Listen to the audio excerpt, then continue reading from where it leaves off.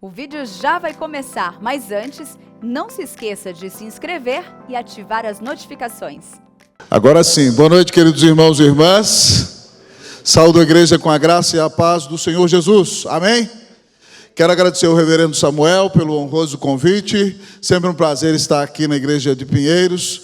Uma alegria poder pregar a palavra para vocês. Eu tenho a alegria de ser amigo dos pastores desta igreja, do reverendo Arival, do reverendo Hernandes, também do pastor Samuel e de outros irmãos da equipe pastoral. E nós louvamos a Deus pelas bênçãos que Ele tem derramado aqui sobre a igreja presbiteriana de Pinheiros. Estamos vendo que vossa igreja tem experimentado dias de reavivamento espiritual. E isso é uma grande alegria para o nosso coração. E pensando então nessa temática, quando o pastor Samuel me convidou, eu convido vocês a abrirem a palavra de Deus lá no Evangelho de João, no capítulo de número 3. Evangelho de João, no capítulo de número 3.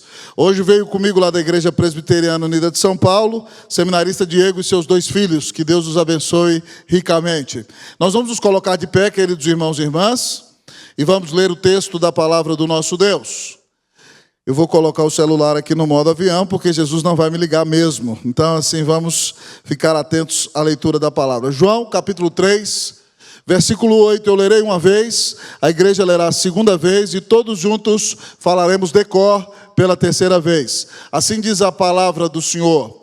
O vento sopra onde quer, ouves a sua voz, mas não sabes de onde vem nem para onde vai. Assim é todo o que é nascido do Espírito. A igreja. Ouves a sua voz, mas não sabes de onde vem, nem para onde vai. Assim é todo o que é nascido do Espírito. Todos juntos. O vento sopra onde quer, ouves a sua voz, mas não sabes de onde vem, nem para onde vai.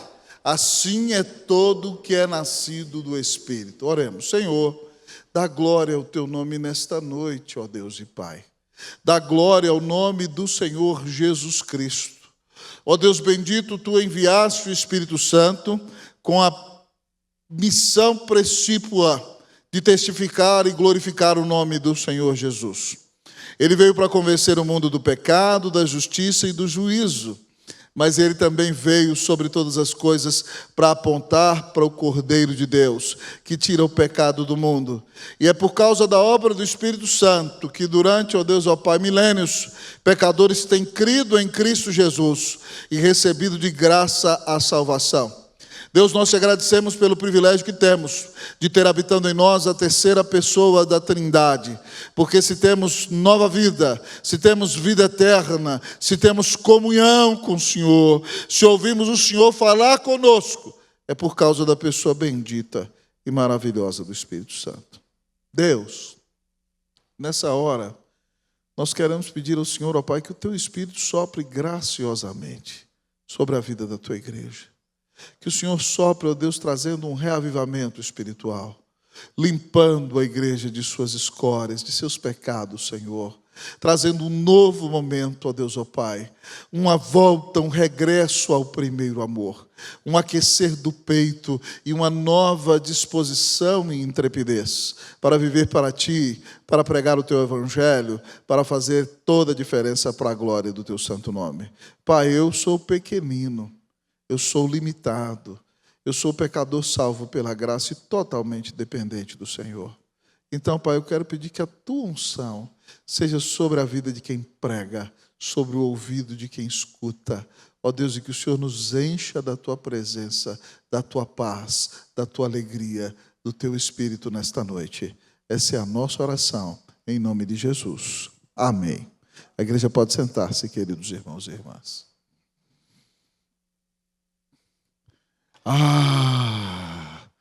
Quem me dera um batismo de fogo que me purificasse das minhas escórias, que me desse um coração totalmente de Cristo. Quem me dera um batismo de fogo que me purificasse das minhas escórias e que me desse um coração totalmente de Cristo. Queridos irmãos e irmãs, essa frase foi imortalizada no seu diário pelo reverendo Ashbel Green Simonton. Simonton foi o primeiro missionário presbiteriano no Brasil que trouxe a nossa igreja para este país no ano de 1859.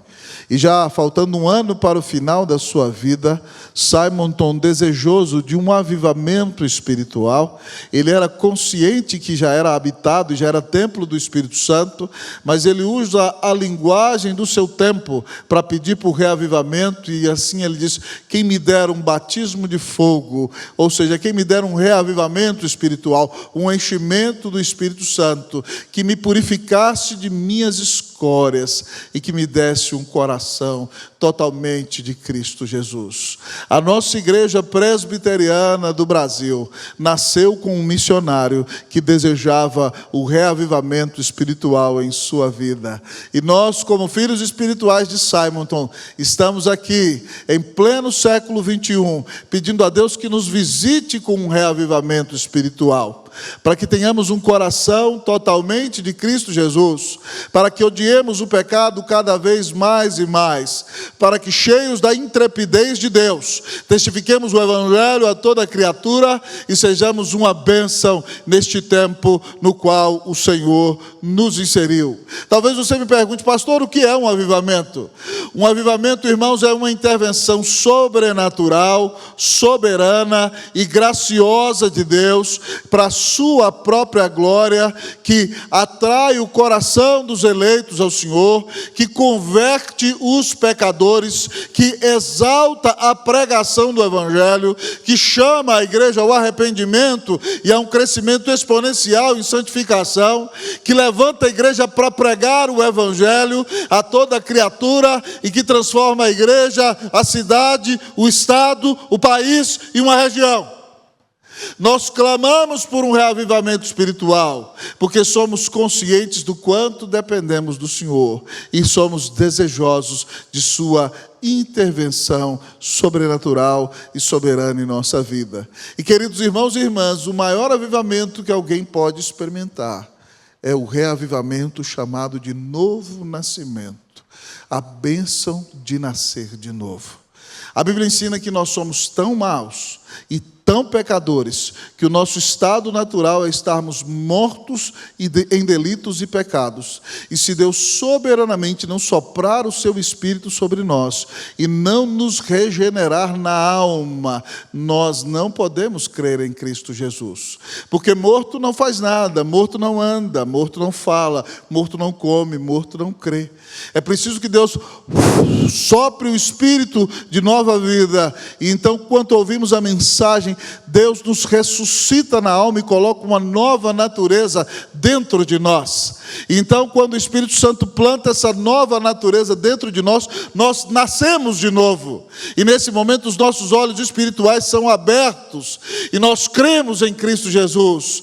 E quando então recebemos o dom da fé, cremos, Deus bate o martelo no seu tribunal e diz: eu te declaro justo pela fé no meu Filho Jesus Cristo.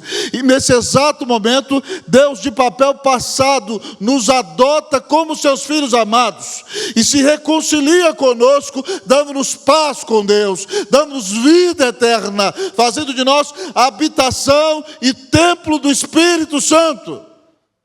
E esse texto que nós lemos fala sobre isso. A palavra de Deus nos conta de Nicodemos. Nicodemos é um mestre da lei, um membro do Sinédrio. Ele vem se encontrar com Jesus de noite, para que ninguém reconheça que ele está se tornando discípulo de Jesus. E ele se aproxima do Senhor e diz: mestre, ninguém pode fazer esses sinais que tu fazes se Deus não estiver com ele. E Jesus, amados irmãos, nem sempre gostava de muita firula, vai direto ao assunto, sabendo que povoa e angustia o coração de Nicodemos. Ele fala: em verdade te digo que quem não nascer de novo não pode entrar no reino de Deus. E Nicodemos fica perplexo: como eu posso nascer de novo já sendo velho? Eu vou entrar na barriga da minha mãe e vou nascer de novo. E aí Jesus repete para ele: em verdade te digo que quem não nascer da água e do Espírito, não nascer naturalmente, não nascer espiritualmente, não pode entrar no reino de Deus. Você é mestre em Israel e não sabe dessas coisas, Nicodemos? Não te admires de que eu te diga, é necessário nascer de novo. Jesus está falando dessa obra sobrenatural e soberana, no qual Deus implanta uma nova natureza no nosso coração e o Espírito Santo nos faz ressuscitar na alma, nascer de novo. E para explicar isso para Nicodemos, Jesus lança mão da rainha das figuras de linguagem, que é a metáfora, assemelhando o Espírito Santo ao vento. A mesma palavra usada tanto no hebraico como no grego, em ambos os idiomas, a mesma palavra usada para vento é a mesma palavra usada para espírito. E aí então o Senhor Jesus diz a ele: o vento sopra de onde quer. Não sabes de onde vem, nem para onde vai. Ouves a sua voz. Assim é todo aquele que é nascido do Espírito. Jesus fala sobre a ação sobrenatural do Espírito, queridos irmãos e irmãs, ao nos dar a regeneração. Ele diz: o vento sopra de onde quer, ouves a sua voz, mas não sabes de onde vem nem para onde vai. Assim é todo aquele que é nascido do Espírito.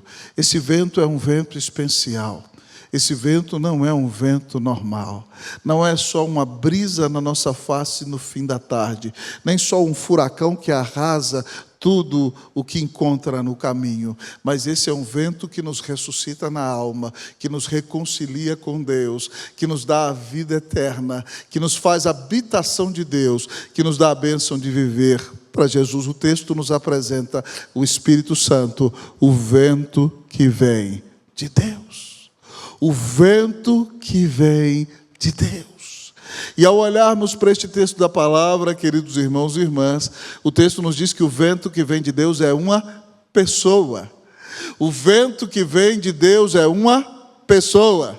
Jesus diz: o vento sopra onde quer. Ele atribui vontade ao vento. Ouves a sua voz. Além de ter vontade, esse vento tem voz intencional e se comunica conosco. Jesus atribui a esse vento características de uma pessoa. Ele tem vontade própria, ele fala e se comunica conosco. Isso aqui é grande verdade, irmãos, porque o Espírito Santo é a terceira pessoa da Trindade. Ele é um só ser, com o Pai e com o Filho. Ele é co-igual, co-eterno, coexistente com o Pai e com o Filho. Ele é Deus. E Ele tem sua própria vontade, faz o que quer. E Ele fala conosco. O texto está dizendo que esse vento é uma pessoa. E se esse vento é uma pessoa, nós precisamos dela. O Espírito Santo é a pessoa maravilhosa que nos ressuscita na alma e nos faz nascer de novo. Mas foi o Espírito Santo, queridos irmãos e irmãs, que gerou o Senhor Jesus do ventre de Maria. Foi o Espírito Santo que inspirou as Escrituras de maneira que preservou os autores das mesmas de erro enquanto escreviam, e você tem em sua mão a fiel e confiável palavra de Deus. Foi o Espírito Santo, querido amigo e irmão, que nos convenceu de pecado quando ouvimos a mensagem. É o Espírito Santo que nos sela e nos batiza na hora da nossa conversão. É o Espírito Santo que habita dentro de nós. E quando você vem à igreja e o pastor prega uma mensagem e não sabe nada da sua vida, mas parece que está descrevendo o que você vive, é o Espírito Santo que está falando com você. Quando você peca, é o Espírito Santo que te entristece por causa do pecado. Quando você experimenta o poder de Deus na pregação para abençoar vidas, é o Espírito Santo que está com você. Ele é Deus. A palavra de Deus no Evangelho diz que Ele veio para convencer o mundo do pecado e da justiça e do juízo. E o Senhor Jesus disse que o enviou para que Ele dê testemunho dele. Ele é o outro Consolador. Ele está conosco, habita no nosso peito, até o dia em que nosso Deus, Senhor Jesus Cristo, voltar. O Deus Espírito Santo fala conosco nas Escrituras, conduz a nossa vida, abençoa a vida da igreja e conduz a igreja na obra missionária. Que pessoa maravilhosa é a pessoa do Espírito Santo. Se o Espírito Santo é uma pessoa, queridos irmãos e irmãs, nós devemos então nos relacionarmos com essa pessoa. Nós devemos ter um relacionamento vivo e pessoal com Ele. Nós devemos ouvir a sua voz. Nós devemos nos submeter à sua vontade. Nós devemos ser mais vazios de nós e sermos mais cheios dessa pessoa bendita e maravilhosa, que é o Espírito Santo de Deus. Queridos amigos e irmãos, nós vemos indícios da pessoalidade do Espírito Santo quando a igreja de Antioquia está tendo um crescimento exponencial e de repente numa reunião de oração, quando os líderes da igreja estão invocando a presença do Senhor, pregando, ensinando e adorando, o Espírito Santo diz: separai-me agora a Barnabé e a Saulo para a obra que os tenho chamado. O Espírito Santo escolhe o pastor titular da igreja, escolhe o teólogo e o pregador mais brilhante da igreja para ir para a obra missionária, mostrando a sua pessoalidade, a sua característica divina. O Espírito Santo fala com a igreja. Se o Espírito Santo é tudo isso que temos ouvido aqui, nós devemos então seguir a advertência de Paulo em Efésios 4:30, que diz: não contristeis o Espírito do Senhor, com o qual fostes selados para o dia da redenção. Nós temos o Espírito Santo em nós como garantia da nossa restauração espiritual. Você não deve entristecer o Espírito Santo com a vida de pecado, porque ele é o selo que habita em você até o dia em que o Senhor virá restaurar você em glória para estar eternamente em sua presença. Pastor, como é que eu posso me relacionar com essa pessoa maravilhosa? Primeiro, querido amigo e irmão, tendo uma séria vida de arrependimento, de quebrantamento, de oração. Se você ainda não creu em Cristo Jesus, você precisa se arrepender dos seus pecados e crer que Ele é o Filho de Deus, crer nele como seu único Senhor e Salvador. Se você crer, você terá a vida eterna e o Espírito Santo virá habitar em você. E aí começa o seu relacionamento com o Espírito Santo. Depois disso, como crente, então, você tem que ser alguém que estuda a palavra de Deus todos os dias, e alguém que tem uma séria vida de oração, que adora o Senhor dentro de casa, alguém que busca viver para a glória de Deus, viver uma vida piedosa nesse mundo, sendo uma bênção e colocando a sua vida nas mãos de Cristo Jesus. Você tem que unir-se à igreja de Jesus Cristo, adorar a Deus dos cultos, ter prazer em ouvir a pregação da palavra, aplicar essa palavra em sua vida e dedicar-se a uma vida de exaltação e testemunho para a honra e para a glória do nome de Cristo Jesus. Pasme comigo, a terceira pessoa da Trindade mora no seu peito. Nós temos Deus dentro de nós. Que Deus nos dê um coração quebrantado e humilde, amém, meus irmãos e irmãs? Que nós nos arrependamos dos nossos pecados, que nós abramos mão do nosso desejo de controlar a nossa própria vida, que nós nos prostremos aos pés do Senhor e quando estudarmos as Escrituras, clamemos ao Espírito de Deus, o divino preceptor, dizendo: Senhor, que o Espírito Santo ilumine o nosso entendimento, fale ao nosso coração, conduza a nossa vida e guie os nossos passos para a glória de Deus. O Espírito Santo veio glorificar a Cristo, e se você quer ser alguém que vive para a glória de Jesus Cristo e ser alguém cheio do Espírito Santo, você deve submeter-se ao Senhor e buscar ter um relacionamento vivo e pessoal com Ele durante todos os dias da sua vida. Que você se arrependa da sua frieza espiritual, que você se arrependa de uma vida de soberba longe do Senhor, que você se arrependa da falta de oração, da falta de estudo da palavra, da falta de comunhão com Deus. E que nessa noite você peça perdão ao Senhor por viver longe dEle, mesmo com Ele estando tão perto de você. Que nessa noite você diga: Deus, dá-me um coração quebrantado e humilde, para ouvir o Espírito Santo que fala comigo na Escritura, para ser cheio desse Espírito Santo, para ter o fruto dele em minha vida, para ter uma vida que glorifica a Deus, em nome de Jesus, para a glória de Jesus. Que o vento que vem de Deus sopre sobre a sua vida nesta noite, em nome de Jesus. Amém. Mas ao olharmos para o texto da palavra, a palavra continua a nos dizer que o vento que vem de Deus, além de ser uma pessoa, o vento que vem de Deus é soberano. O vento que vem de Deus é soberano. O vento sopra onde quer. O texto não diz que o Espírito Santo pergunta para o irmão onde ele deve soprar. O Espírito Santo não pergunta para as irmãs quem ele vai salvar. O Espírito Santo não pergunta nem para o pastor onde é que ele vai agir. O vento sopra onde quer. O texto nos diz que esse vento, além de ter vontade, tem vontade soberana. O que Jesus está dizendo é que o Espírito Santo regenera quem ele quer, quem o Filho quer, quem o Pai quer. Eu e você podemos achar que alguém deveria ser salvo, mas Deus não quer salvar aquela pessoa. E outro que nós achamos dizendo que esse nunca deveria ser salvo, Deus vai e salva aquela pessoa. Nós temos prova disso nas Escrituras. Quando você vê um jovem rico vivendo uma vida de testemunho, eu imagino que todas as mães de Israel queriam que sua filha se casasse com o jovem rico.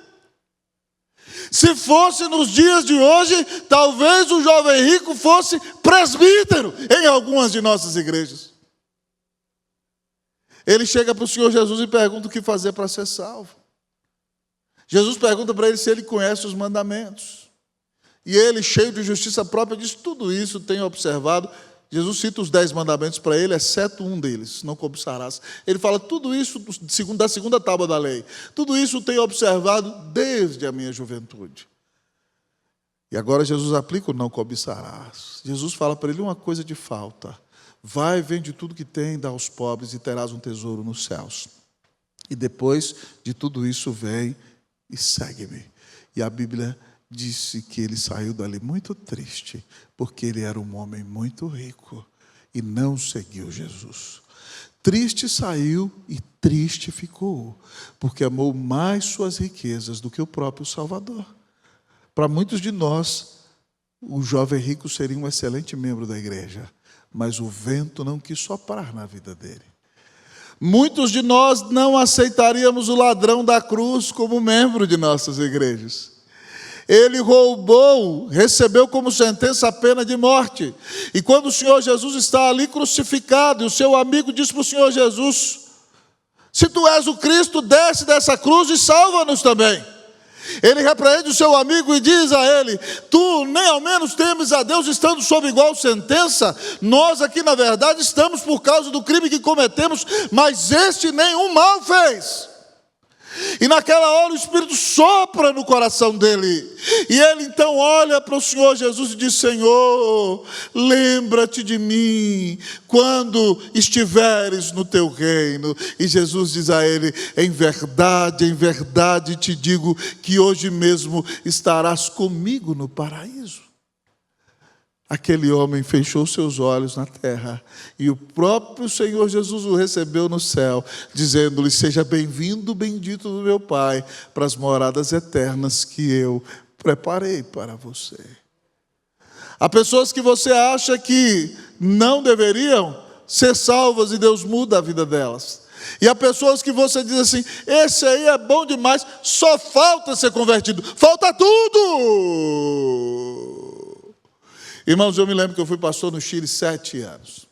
E quando eu era pastor em Santiago, chegou na igreja uma irmã, recém-convertida. Ela trabalhava na TVN, que era a TV Nacional do Chile, era equivalente à Globo no Chile. E ela antes era uma mulher muito zen, muito mística. E seguia as ideias da nova era e foi convertido em nossa igreja. Minha esposa discipulou em nossa casa e ela veio com toda a sua família. Seu filho mais velho converteu-se rapidamente, tornou-se um obreiro, um missionário.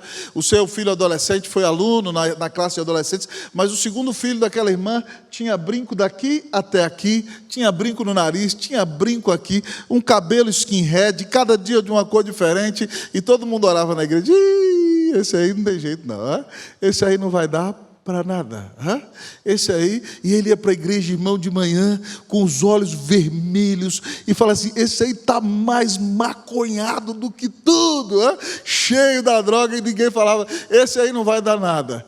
Qual não foi a nossa surpresa?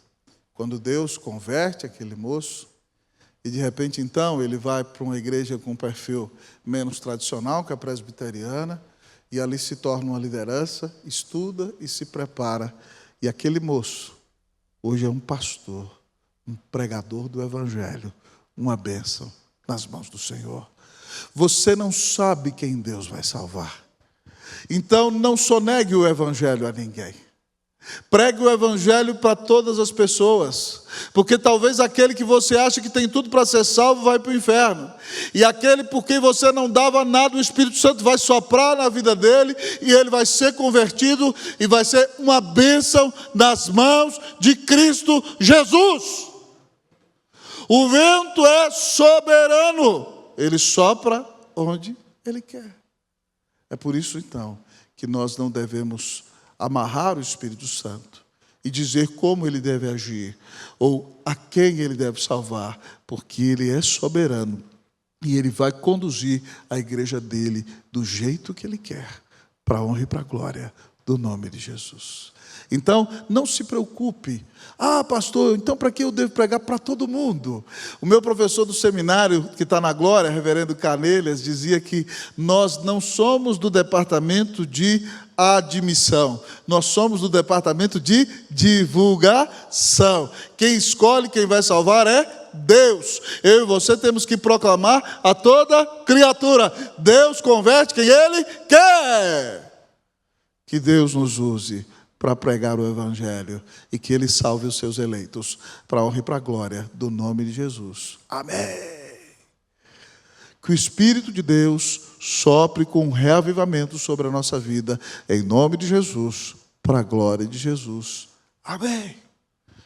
O texto nos apresenta o vento que vem de Deus. Imagina, irmãos, o vento soprando soberana e poderosamente sobre a igreja. Mas o texto nos diz que o vento que vem de Deus, além de ser uma pessoa, o vento que vem de Deus é soberano. Mas além de ser uma pessoa e além de ser soberano, o texto da palavra nos diz que o vento que vem de Deus é misterioso. O vento que vem de Deus é misterioso. O texto diz: o vento sopra onde quer, ouves a sua voz, mas não sabes de onde vem, nem para onde vai. Você não sabe quem o Espírito Santo vai salvar. Você não sabe quem o Espírito Santo vai reavivar. Você não sabe nem ao menos quem Deus vai usar. Às vezes você acha que Deus vai usar alguma pessoa com estereótipo, só aqueles que têm doutorado, pós-doutorado, 3 doutorados, e de repente Deus usa os evangelistas que foram para o Instituto Bíblico e só fizeram 2 anos de curso teológico ali, ou 3, e estão pregando o evangelho e ganhando alma. Deus usa quem Ele quer. Deus salva quem Ele quer, e você não sabe. O texto diz: não sabes de onde vem, nem para onde vai. Hoje, com os efeitos da meteorologia, nós sabemos de onde o vento sopra, mas naquela época as pessoas não sabiam de onde o vento viria e nem para onde ele iria. Não sabes de onde vem nem para onde vai. E a ação do Espírito Santo continua assim. Você não sabe em quem ele vai soprar, você não sabe quem ele vai regenerar, você não sabe quem ele vai salvar, e você não sabe quem ele vai usar. Quando você olha para as Escrituras, você vê Deus usando homens brilhantes como Isaías, que foi um grande intelectual, professor da Universidade de Jerusalém, um homem nobre de família real. Você vê Deus usando Daniel, um dos maiores cientistas políticos e gestores da história da humanidade. Você vê usando Paulo, um homem brilhante, um intelectual, perito da lei judaica, conhecedor de filosofia, letras e poesia secular, a ponto de que uma das maiores cidades do mundo, na qual nós moramos, tem o nome dele. Mas você vê Deus usando homens como Amós. Amós era um vaqueiro, um homem que cuidava de bois. Você vê Deus chamando Eliseu, que era um lavrador. Você vê Deus chamando Pedro, Tiago e João num barquinho no mar da Galileia, pescadores e letrados. Você vê Deus usando homens da elite, você vê Deus usando homens de classe social não tão reconhecida. Deus usa quem Ele quer, misteriosamente. É por isso que você não deve ter preconceitos. É por isso que você não deve rejeitar a ação de Deus na vida de qualquer pessoa. Porque Deus, para a glória dEle, muitas vezes resolve usar as coisas loucas do mundo para envergonhar as sábias. Deus age misteriosamente, às vezes de maneira inusitada. Às vezes você está vivendo uma grande aflição e uma grande tragédia. E de repente aquilo que você está vivendo vai redundar numa bênção maravilhosa. Certa feita havia nos Estados Unidos um jovem que tinha um chamado para pregar o Evangelho. Mas o seu pai morreu e ele era o filho mais velho. Ele queria ir ao seminário preparar-se, mas sua mãe precisava comer. E ele, como arrimo de família, precisou trabalhar. E ele então começou a vender sapatos. E foi tão bem sucedido no ramo de vender sapatos que abriu uma sapataria. E de repente então agora a sua loja não só vendia sapatos, ela fabricava e vendia sapatos. E o seu negócio se tornou tão grande que ele tinha mais de 40 funcionários. E ele se tornou um homem próspero, mas o fogo da pregação ardia no seu coração. E ele dizia: Deus, eu não posso mandar essas pessoas embora. Deus, se o chamado do Senhor é verdade na minha vida, Senhor, faz alguma coisa para que eu reconheça que o Senhor quer que eu largue essa vida de comércio e me dedique ao ministério. E ele foi dormir. E aquela noite ele acordou com o barulho da sirene dos bombeiros. E de repente alguém bate na sua casa. E disseram para ele que houve um incêndio na sua loja. E quando ele chegou na porta da sua loja, a sua fábrica e a sua loja estavam totalmente destruídas pelo fogo. E alguém disse para aquele homem: o senhor está em desespero. E agora? Ele disse: não, eu não estou em desespero. Esse é o Senhor confirmando o meu chamado. Pegou o dinheiro que tinha, pagou os encargos sociais, dispensou os funcionários e foi para o seminário ser um pastor e pregar o Evangelho para a honra e para a glória do nome do Senhor.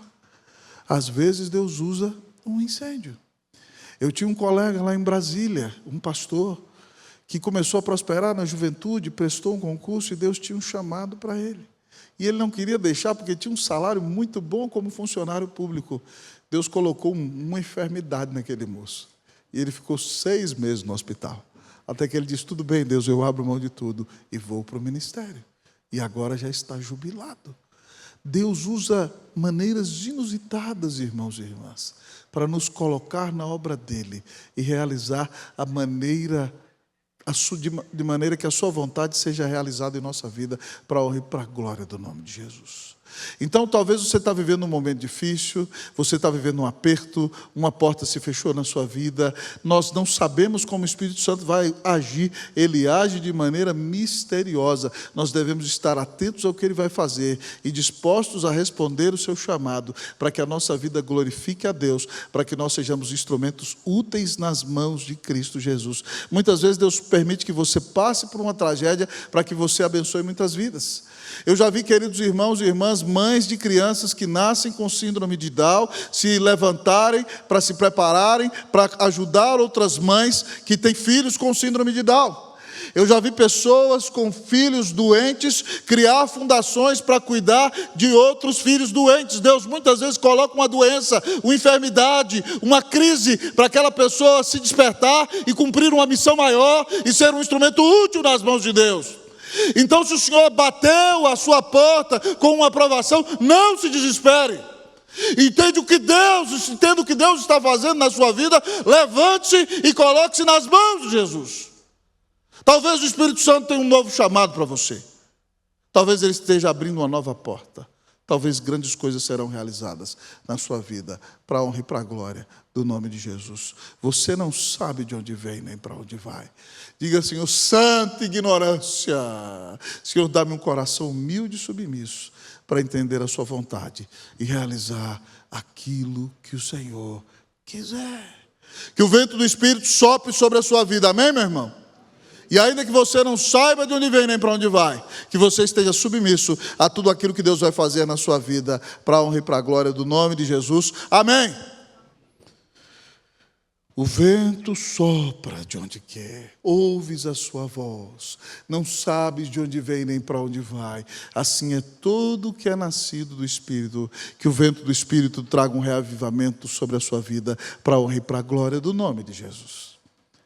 Ao olharmos para o texto da palavra de Deus, nos diz que o vento que vem de Deus é uma pessoa, o vento que vem de Deus é soberano, o vento que vem de Deus é misterioso. Mas em último lugar, o texto nos diz que o vento que vem de Deus é perceptível. O vento que vem de Deus é perceptível. O texto diz: o vento sopra onde quer, ouves a sua voz. Você consegue ouvir o sopro do vento. Muitas vezes está uma tarde calorosa e de repente você vai correr e sente o sopro da brisa. Ou às vezes no fim de dia na praia você se sente e vê o vento. Ou de repente você passa num lugar onde houve um furacão e está tudo destruído. Você percebe a ação do vento. Ouves a sua voz. E o texto termina dizendo que assim é todo o que é nascido do Espírito. Você percebe a ação do Espírito Santo na vida de uma pessoa que é cheia do Espírito Santo. Tem muita gente que vem à igreja e levanta as mãos e dá glória a Deus, mas de repente chega em casa e grita com a esposa, bate na esposa, é mau funcionário, tem um estereótipo de crente, mas você não vê na vida dele o fruto do Espírito. Essa pessoa não é alguém cheia do Espírito Santo. É alguém que é caloteiro, é alguém que é mentiroso, é alguém que faz as coisas erradas. Você não percebe a ação do Espírito Santo na sua vida. Você percebe um teatro, mas você não vê uma transformação real. O próprio Senhor Jesus diz no final do Sermão do Monte: nem todo que me diz Senhor, Senhor, vai entrar no reino dos céus, mas aquele que faz a vontade do meu Pai. E ele diz que no último dia muitos dirão para ele: Senhor, em teu nome nós não profetizamos, ou seja, nós não pregamos a tua palavra, em teu nome nós não expelimos demônios, em teu nome nós não fizemos muitos milagres. E ele dirá: apartai-vos de mim, vós os que praticais iniquidade. No inferno haverá pregadores, no inferno haverá expulsadores de demônios, no inferno haverá pessoas usadas para fazer curas e milagres.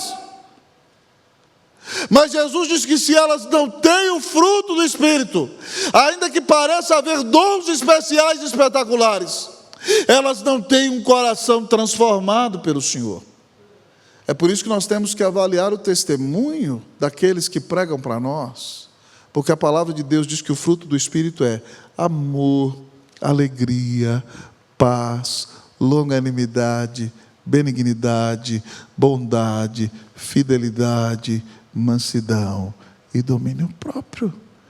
Quem tem o Espírito Santo tem amor, tem a alegria de Deus em sua vida, tem paz, tem longanimidade, fidelidade a Deus, bondade, benignidade.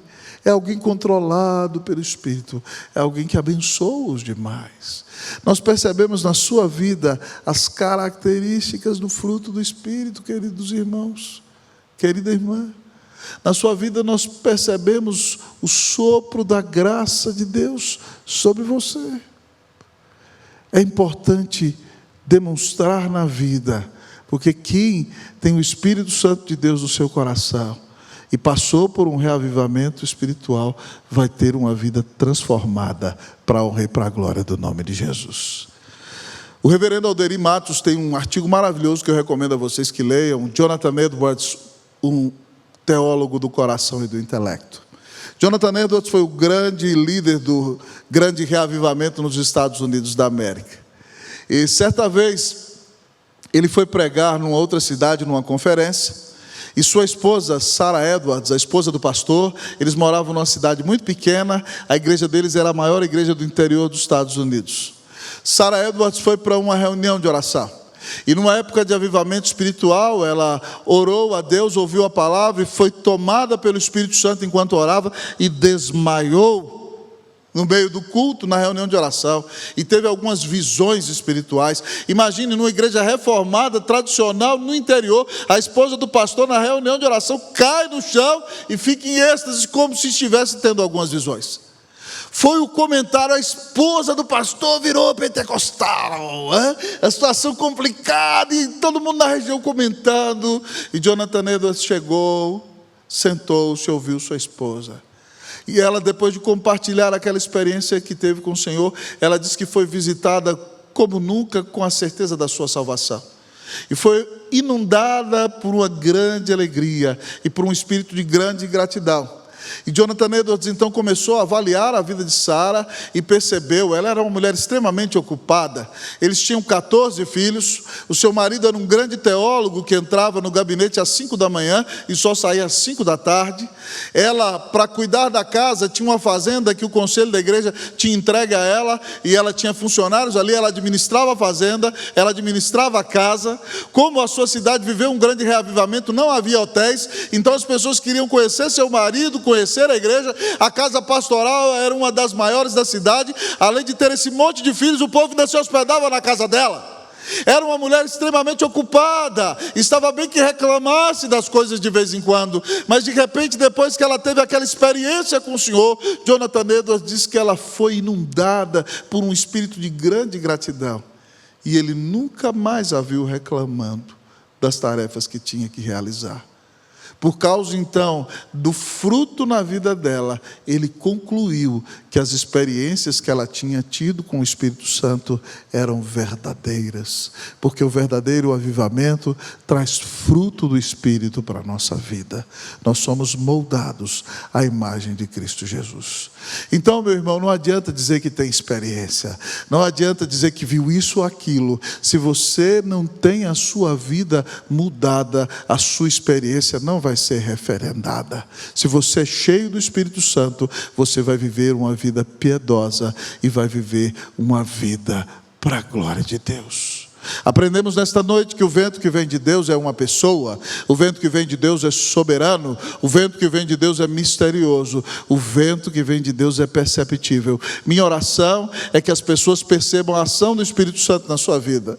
Minha oração é que quando você pregar, as pessoas vejam a graça de Deus sobre você.